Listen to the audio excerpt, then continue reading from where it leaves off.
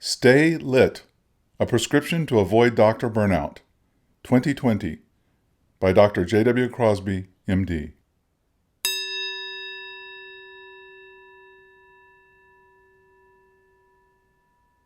Internists and Burnout. A young female Canadian general internist wrote this for me. Remember that the first sign of burnout is anger, not depression, and the three symptoms to recognize early are emotional exhaustion, cynicism, and feeling ineffective. Be proactive about caring for yourself first and foremost, and address chronic stress by insisting on control over parts of your schedule, minimizing interpersonal conflict, avoiding political subterfuge, managing patients' expectations, lowering office overhead, and learning how to create efficiencies within your EHR. Create an identity outside of medicine, and if need be, have an exit plan. That is, how to pay off your debts early, other career, financial independence by having varied income streams, and retire early. If you want to survive residency, consider the following. 1. Take time to go to loved ones' weddings, birthdays, funerals, and other special events. Missing out on these moments detracts more from your life than you realize, and in a few years you'll wake up not remembering what it feels like to have a support system because you were never there for them. 2. Don't lose sight of what makes you, you. Continue to play an instrument or sport, dance, go to concerts, plays, travels, etc. Oftentimes, this is what grounds you and allows you to connect with patients as these make you relatable. 3. Manage expectations. You are your own worst enemy and critic. Forgive yourself for not knowing all the different ways multiple myeloma can cause renal failure. You are in training and the knowledge will come. Forgive yourself for not remembering something. It's called sleep deprivation. 4. Figure out what type of learner you are, kinesthetic, musical, and optimize retention of knowledge by remembering that perhaps hands-on experience or the order of words, not just the content, matters. To build resiliency and achieve longevity in your career as staff, consider that most people don't have any idea what it's like to manage your cognitive load. Therefore, reduce the extraneous decision-making to a minimum. 5. Have your groceries delivered to you as pre-portioned meals and have your partner meal plan. Recycle the same outfits from a 2-week wardrobe so you don't have to pick out something in the morning. I try to wear an indestructible black jean or variant of it, tank top, and blazer. I will also leave a blazer or cardigan in the office so I can just switch that out. Have your dry cleaning delivered to you. Most of the stressors in the workplace stem from interpersonal conflict. Therefore, create boundaries and stand firm in the face of pressure. 6. Remind patients and their families that you have both an office and clinic practice and that you will reassure, update, etc. when you have new information to convey. 7. Say no to hospital commitments if they are not in your contract and only participate in the committees wherein you feel you can make a difference, however long it may take. 8. Figure out at what point you develop compassion fatigue in your office. How many patients can you see in a day before losing this ability? What kinds of patients are you more likely to have compassion for and therefore are willing to be their go-to internist? 9. Remember the law of diminishing returns, and perfect is the enemy of good. How many times can I edit this list, for example? 10. Don't let your medical office assistant overschedule you. I round in the morning and do clinic 12 to 5 only 10 days a month to be able to manage paperwork and before I develop compassion fatigue. I don't ask my MOA to fill cancellations, and I do not see someone urgently if they don't need to be seen urgently, which can be ascertained by triaging your referrals. 11. Stand your ground. Not having conviction and allowing administrators, colleagues, etc., undermine your decision-making when you feel you are ethically or clinically justified is important to your mental health and resiliency, as there is always pressure to conform to someone else's standard. Learn how to be good to yourself and what self-care means to you. 12. Start the day by having a good breakfast with a strong coffee and not rush through it. Don't look at your phone. Once you've had a moment of peace and have had an executive meeting with yourself, then tackle the task that you have been putting off and dread the most. 13. Take sleep vacations. I tend to do this once a year and will book a luxurious hotel room for 2 or 3 nights. Go without the kids or even your partner and just sleep in. Order room service, watch a movie, and go back to sleep to try and make up for that sleep deficit. 14. Try to schedule regular exercise and know how long it takes for you to achieve a purely calm and worry-free state.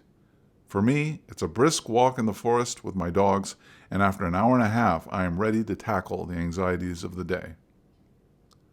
15. Practice good sleep hygiene. Earplugs, cool, dark room, no lights whatsoever, minimize moving things in the bed, etc. 16. Try to negotiate an office lease based on weekly usage, since we are not there half the time due to in-hospital duties, and share your office to lower your overhead. Work smarter, not harder. 17. Work in an office where your colleagues are mindful of containing costs and listen to you during your office meetings. Don't work with bullies or personalities that really grate on you. A Guide for Surgeons on Burnout and Resilience by Dr. Duncan Rosario, General Surgeon, Oakville, Ontario, Canada. Issues. 1. On-call. 2. Communication and anesthesia. 3. Hospital resources. 4. Individual issues. 1. On-call. Our responsibilities as surgeons involve ensuring that the surgical service has complete coverage at all times. While it is a privilege to be able to do so, it is quite an onerous responsibility at times. A day on call and in the operating room can feel like a war zone at times. On-call duties are disruptive to your elective practice, family responsibilities, leisure activities, sleep, and physical and mental health. A recent study showed that it takes 3 days to recover after a night on call, and sleep deprivation is associated with burnout. Minimize your on-call duties and cover no more than 24 hours at a time. If you have the opportunity, ensure that your post-call day is lightened to address the variable nature and intensity of call. We started an acute care general surgery service and hired 3 general surgeons at the same time. The ACS model can work with any number of added surgeons depending on your volumes. Contact me if you would like a copy of our model. Our ACS surgeons cover daytime on-call Monday to Friday, and we all share the nights and weekends. This was one of the biggest things to happen to my life and my elective practice. Surprisingly, I am not as indispensable to the hospital and to my patients as I once thought. Patients want high-quality health care and a great patient experience, and fundamentally it doesn't matter if it comes from me. With ACS, patients get their consult and surgery and get home faster with great care and experiences. Our wonderful acute care surgeons are dedicated to covering the ER, almost all surgical inpatients, and have dedicated OR, diagnostic imaging, and outpatient department time. I can attend to my elective duties with no pages from the ER or inpatient floors. We are in the process of hiring a physician assistant to support the wonderful work of our ACS service to ensure that they do not suffer burnout. In addition, we are hiring 10 new surgeons of different specialties over 2 years to address issues related to wait times and volume of work. Does this reduce a surgeon's income? This is something we need to be open to talking about. A wait list of 1 week, 1 month, or 1 year has no effect on your income, but it drastically affects patient wait times for surgery and their satisfaction. It is up to you fundamentally. Having more free time allows you the flexibility to spend more time seeing patients in the office, take more open elective OR time that may be available, pursue other income opportunities, or choose to enjoy the additional time to pursue other interests. Ensure that you have control over your schedule. Schedule protected time to allow you to do the non-work activities that make life meaningful for you. Yes, you are in charge of your schedule. If you are looking for someone to blame, look in the mirror. Hire more physicians. Share the workload and develop creative ways to divide available resources. You will be surprised how well you can adapt to a slightly lower income if that is what happens. 2. Communication in the OR and anesthesia. Do you communicate well in the operating room? What would be the answer if I asked your anesthetists and nursing staff? Surgery is a team sport, and egos need to be checked at the door. In many hospitals, our colleagues in anesthesia feel a lack of respect from surgeons and are treated as technicians who are just responsible for takeoff and landing. This is disrespectful and unjust. The field of team training has demonstrated clearly that a respectful and collaborative approach to providing care in the operating room improves efficiency, outcomes, and satisfaction in the OR and is simply the right thing to do. When booking urgent cases, communicate with your anesthetists the details of the case. Treat them with the respect that they deserve as valued colleagues. Try shadowing them for 24 hours, and you will appreciate your life as a surgeon. The more aware and prepared they are before surgery, the more efficiently things will progress. They are experts at resuscitating patients, and they will save you and your patients more times than you will remember. You can never communicate enough. Do you have a secure instant messaging system in your hospital? 3. Hospital resources. Politics is fundamentally about who gets what, and if you are committed to improving the organizational and personal issues leading to burnout and moral injury, you need to get involved in the management of your institution. Without controls over system funding and administration, we are expected to be the financial gatekeeper to universal health care by rationing and rationalizing patient access. To address that means getting involved in administration and leadership and making things better for physicians, staff, and patients. Develop a relationship with the administrators of your surgical program. You have more common ground than you may think. Ensure that you have a say in the expansion and allocation of resources. Use technology to automate the paperwork and processes that needlessly occupy physician time. Learn the clinical prioritization process at your hospital to learn how new surgeons, OR days, equipment, and outpatient time are allocated so that you are involved and help to drive the process. Learn how to implement change. It is a lot harder, but more satisfying than you might think. Check out a Joule course on the topic. Leadership is a lot more fun than you think. There are numerous positions in a hospital, such as Chief of Staff, Chief of Surgery, Surgical Division Lead, NSQIP Surgeon Champion, Information Technology Lead, etc., that give you a seat at the table where decisions are made that change the future. Remember what Peter Drucker said. The best way to predict the future is to create it. Start now. After 20 years in practice, avoiding administration responsibilities, I realized that I had to get involved or stop complaining to my wife. I became the chief of surgery 18 months ago, and I love it. 95% of it. Do you love going to work? If not, make changes so that you do. We have created diagnostic assessment programs for breast and colon cancer to expedite the diagnosis and treatment of patients. We have introduced a new virtual care program to make it easier to communicate with patients. Your hospital foundation that does fundraising for your hospital is one of your best friends. Do you meet with them on a regular basis? I do. Our patients want to be involved in their health care, and it is our responsibility to spend the time to communicate with them, to explain how a donation on their part will provide a tremendous return on that investment by advancing the surgical care of your community. The foundation cannot do their job without your help and engagement. Our Oakville Hospital Foundation is absolutely wonderful and has contributed to many of the tremendous initiatives and expansions that we have implemented successfully. Do you know your local mayor and member of provincial parliament?